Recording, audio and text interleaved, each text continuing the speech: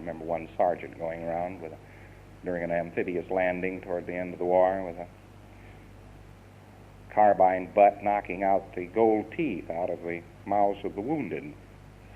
He had a nice collection of gold when he finished up, but I thought it was a little extreme.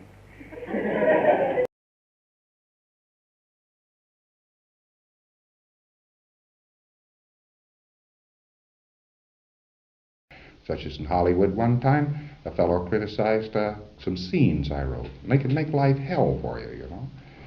I blew up in his face. He was a producer.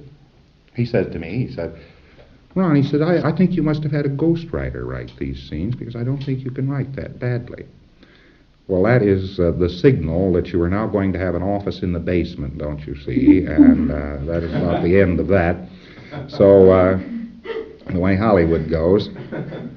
So I just said, wow, you know, walked back into my office, got a blank copy of a contract, brought back in the producer's office, tore it in about 40 different pieces, all small pieces, threw it up in the air, and it came down like a snowstorm. And I said, you can go ahead and sue to get me to finish my contract, but it won't do you a bit of good. I'm through. I went back in my office, moved my receptionist and secretary aside, and started clearing things out of my desk, you know, left and right. I wasn't even mad. This was all just a total phony.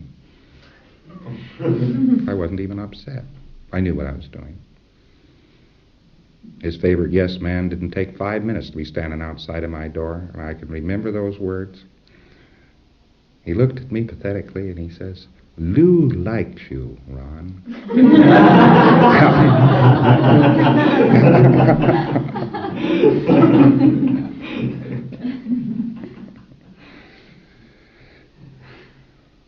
Well, of course, they just wouldn't have it in any other way, that I had to have a better office, and I had to have this and that, and they pushed me on upstairs as fast as possible, and they were very careful not to invalidate any of my scenes. In view of the fact there wasn't tension in the air, the scenes were pretty good, and everything was running along beautifully. So that was a reward for a total phony doingness. Totally rewarded. Well, time marches on. One time in the Navy, I quit, 100%. I started telling people, it's been a long war. That was my pat phrase. And I would tell admirals or anybody else, it's been a long war. And their immediate direct response was, oh, well, you mustn't quit like that, you know. They've been the moment before just raving, you know.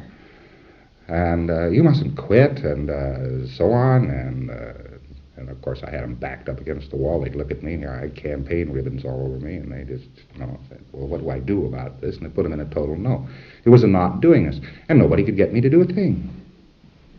They'd post orders for me on bulletin boards and things like that, and I'd never report and read them.